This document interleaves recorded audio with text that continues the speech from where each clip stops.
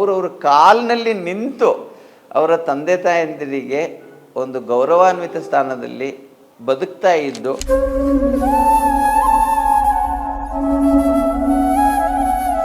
ನಮ್ಮ ಶಾಲೆಯಿಂದ state wise national wise ಸ್ವಿಮ್ಮಿಂಗಲ್ಲಿ ಅಥ್ಲೆಟಿಕಲ್ಲಿ ಗೋಲ್ಡ್ ತಗೊಬಂದಿರುವಂತಹ ಮಕ್ಕಳು ಇದ್ದಾರೆ.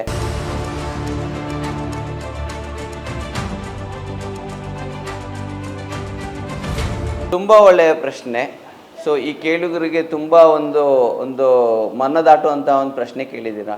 ಸೊ ಈ ಅರ್ಲಿ ಇಂಟರ್ವೆನ್ಷನ್ ಅನ್ನೋಂಥದ್ದನ್ನು ನಾನು ಆಲ್ರೆಡಿ ಎಕ್ಸ್ಪ್ಲೇನ್ ಮಾಡಿ ಆಗಿದೆ ನಿಮಗೆ. ಹಾಗೆಯೇ ತುಂಬ ಮೂಲಭೂತವಾದ ಮಹತ್ವದಲ್ಲಿ ಹೇಳಬೇಕು ಅಂತಂದರೆ, ಈ ಸ್ಪೆಷಲ್ ಮಕ್ಕಳು ಅನ್ನೋಂಥದ್ದಕ್ಕೆ ಇವ್ರಿಗೆ ಅವೇರ್ನೆಸ್ ಅನ್ನೋದು ತುಂಬ ಕಮ್ಮಿ ಇದೆ. ಇವತ್ತಿನ ಜನಕ್ಕೂ ಈ ಒಂದು ಜನಜಾಗೃತಿಯಲ್ಲೂ ತುಂಬ ಅವೇರ್ನೆಸ್ ಕಮ್ಮಿ ಇದೆ.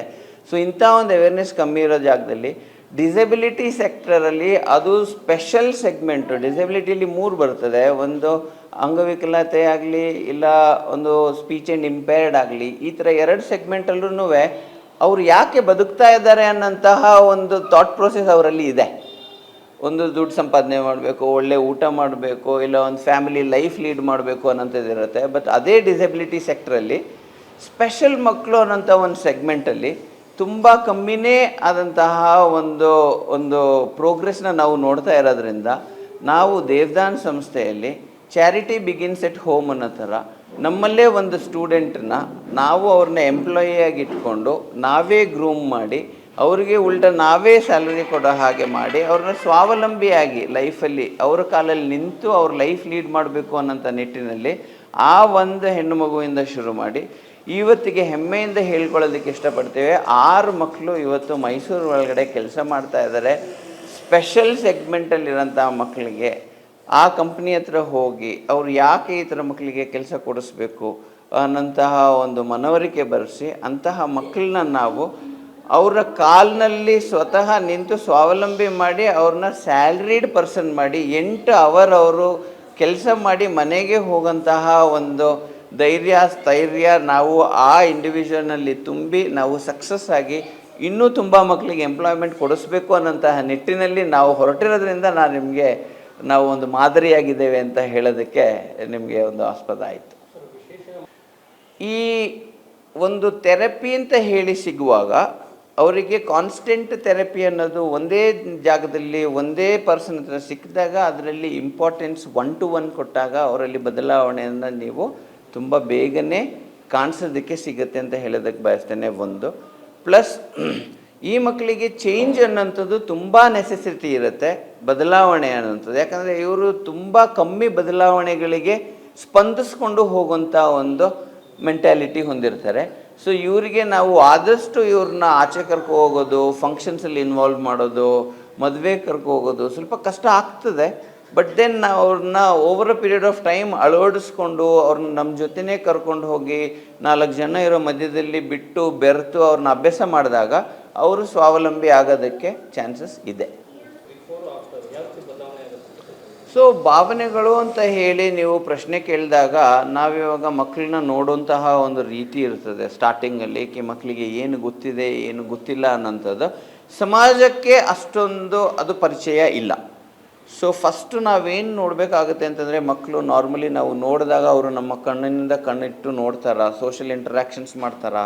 ಸೊ ಮಕ್ಕಳಿಗೆ ಸ್ಪೀಚ್ ಅನ್ನೋಂಥದ್ದು ಕ್ಲಾರಿಟಿ ಇದೆಯಾ, ಮಕ್ಕಳಿಗೆ ಈ ಒಂದು ದಿನನಿತ್ಯದ ಲೇವಾದೇವಿಯಿಂದ ಏನು ಒಂದು ಹಣಕಾಸಿನ ವಹಿವಾಟಿನ ಒಂದು ಅವೇರ್ನೆಸ್ ಇದೆಯಾ.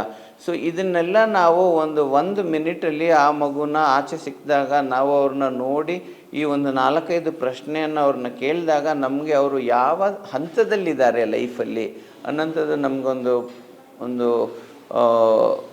ಅವೇರ್ನೆಸ್ ನಮಗೆ ಬಂದಾಗ ನಾವು ಅಂತಹ ಪೇರೆಂಟ್ಸ್ಗಳ ಜೊತೆ ಮಾತಾಡಿ ಅವ್ರಿಗೆಷ್ಟು ಅವೇರ್ನೆಸ್ ಇದೆ ಅಂತ ತಿಳ್ಕೊಂಡು ನಾವು ಸ್ಟೆಪ್ ಬೈ ಸ್ಟೆಪ್ ಪ್ರೊಸೀಜರ್ಸ್ ಇದೆ. ಅಸೆಸ್ಮೆಂಟ್ ಆಗುತ್ತೆ. ಫಸ್ಟು ಅಸೆಸ್ಮೆಂಟಲ್ಲಿ ಇವಾಗ ಒಂದು 20 ವರ್ಷದ ಹುಡುಗ ಆದರೆ ಅವನಲ್ಲಿ ಸರ್ಟನ್ ಬಿಹೇವಿಯರ್ಸ್, ಒಂದು 5 ವರ್ಷದ್ದು ಏನು ಬಿಹೇವಿಯರ್ಸ್ ಇದೆ, 10 ವರ್ಷದ ಏನು ಬಿಹೇವಿಯರ್ಸ್ ಇದೆ, 3 ವರ್ಷದ ಏನು ಬಿಹೇವಿಯರ್ ಆ ಹುಡುಗನಲ್ಲಿದೆ ಅನ್ನೋಂಥದ್ದನ್ನು ಐಡೆಂಟಿಫೈ ಮಾಡಿ ಅಸೆಸ್ಮೆಂಟಲ್ಲಿ ಕೊಟ್ಟಾಗ ನಾವು ಆ ಅಸೆಸ್ಮೆಂಟ್ನ ಇಟ್ಕೊಂಡು ಇವನಿಗೆ ಯಾವ ಥೆರಪಿ ಬೇಕಿರುತ್ತೆ, ಯಾವ ವೊಕೇಶ್ನಲ್ ಟ್ರೈನಿಂಗ್ ಬೇಕಿರುತ್ತೆ, ಇವನು ತುಂಬ ಸ್ಮಾರ್ಟ್ ಆಗಿದ್ದಾನೆ, ಯಾವುದರಲ್ಲಿ ಇವನು ಏನೂ ಮಾಡೋಕ್ಕಾಗಲ್ಲ ಅನ್ನೋಂಥದ್ದನ್ನು ಪರಿಗಣಿಸಿ ಯಾವುದರಲ್ಲಿ ಇವನು ಸ್ವಾವಲಂಬಿ ಆಗಬಹುದು ಅನ್ನೋದನ್ನು ನೋಡಿ ಆ ನಿಟ್ಟಿನಲ್ಲಿ ನಾವು ಡೇ ಒನ್ನಿಂದನೇ ಸ್ಟಾರ್ಟ್ ಮಾಡಿ ವರ್ಕ್ ಮಾಡೋದಕ್ಕೆ ಸ್ಟಾರ್ಟ್ ಮಾಡಿ 10,000 ಎಕ್ಸಾಂಪಲ್ಸ್ ಕೊಡೋದಕ್ಕೆ ಬಯಸ್ತೇನೆ. ಈ 18 ವರ್ಷದಲ್ಲಿ ಒಂದಲ್ಲ ಎರಡಲ್ಲ, ಎಷ್ಟೋ ಪೇರೆಂಟ್ಸ್ ನಮ್ಮ ಜೊತೆನೇ 2015ಇಂದನೂ ಇದ್ದಾರೆ.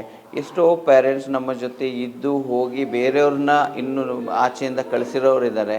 ಇನ್ನೂ ಒಂದೆಷ್ಟೋ ಪೇರೆಂಟ್ಸ್ಗಳು ಇಲ್ಲಿಂದ ಅವ್ರದ್ದು ಮಕ್ಕಳದ್ದು ಲೈಫ್ ಬೆಟರಾಗಿ ಅವ್ರು ಇನ್ನೊಂದು ಜಾಗದಲ್ಲಿ ಇನ್ನೊಂದು ಸ್ಟೇಟಿಗೆ ಹೋಗಿ ಅವನ್ನ ಅಲ್ಲಿ ಕೆಲಸ ಕೊಡಿಸಿ, ಇಲ್ಲಾಂತಂದರೆ ಅವನ್ನ ಅಲ್ಲಿ ನಮ್ಮ ಟಚ್ಚಲ್ಲಿ ಇದ್ಕೊಂಡು ಪೇರೆಂಟ್ಸು ನಮ್ಮ ಪರವಾಗಿ ಆ್ಯಕ್ಟ್ ಮಾಡಿ ಆ ಮಗುನ ಸ್ವಾವಲಂಬಿ ಮಾಡೋದ್ರಲ್ಲಿ ನಿಮಗೆ ನಾನು ಎಷ್ಟೊಂದು ಎಕ್ಸಾಂಪಲ್ಸ್ ನಮ್ಮ ಇಲ್ಲಿ ಶಾಲೆಯಿಂದ ಹೋಗಿರೋ ರೀಸೆಂಟಲ್ಲಿ ಅಂತಂದರೆ ನಿಮಗೆ ಹೇಳೋದಕ್ಕೆ ತುಂಬ ಖುಷಿ ಆಗುತ್ತೆ ನನಗೆ.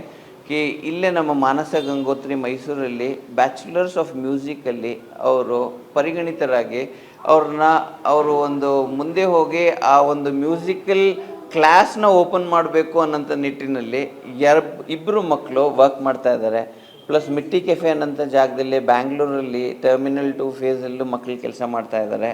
ಹಾಗೂ ಈ ನಮ್ಮ ಸ್ಪೆಷಲ್ ಒಲಿಂಪಿಕ್ಸ್ ಭಾರತ್ SOBP ಅಂತ ಏನು ಹೇಳ್ತೀವಿ, ಈ ಥರ ಮಕ್ಕಳಿಗೆ ಸ್ಪೆಷಲ್ ಆದಂಥ ಕ್ರೀಡಾಕೂಟದ ಒಂದು ಸೌಲಭ್ಯ ಇರೋದ್ರಿಂದ ನಮ್ಮ ಶಾಲೆಯಿಂದ ಸ್ಟೇಟ್ ವೈಸ್, ನ್ಯಾಷನಲ್ ವೈಸ್ ಸ್ವಿಮ್ಮಿಂಗಲ್ಲಿ, ಅಥ್ಲೆಟಿಕಲ್ಲಿ ಗೋಲ್ಡ್ ತಗೊಬಂದಿರೋಂತಹ ಮಕ್ಕಳು ಇದ್ದಾರೆ.